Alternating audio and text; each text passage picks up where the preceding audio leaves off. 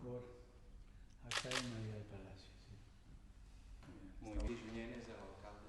Explicamos de Manresa, Sanidad Sí. Manresa 2022, que conmemoramos el 500 aniversario de la estancia y realmente la significación que tiene para nosotros lo que él hizo. Muchas explicaciones hemos pensado para que usted de alguna manera pudiera. Aquí hay una piedra de la cova de Manresa, donde Ignacio estuvo sus 11 meses a fondo.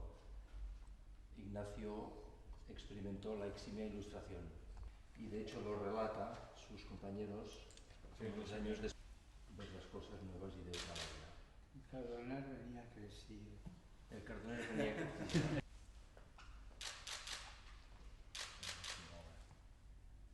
Yo no estuve en Manresa.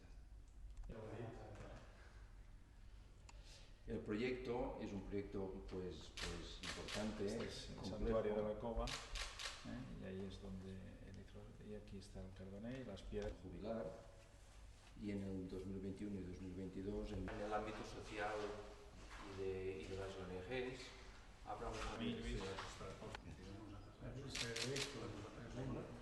Sí, una que puedan estar ellos también.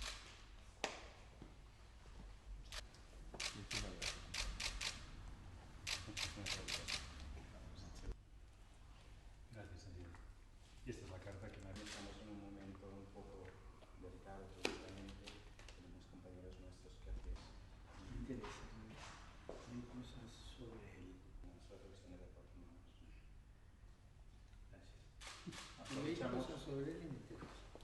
Es un hombre muy interesante. Aprovechamos que nos ha abierto la puerta de nuevo, más cuando ha dicho Montserrat, la cova de Manresa, sabe que hay motivos.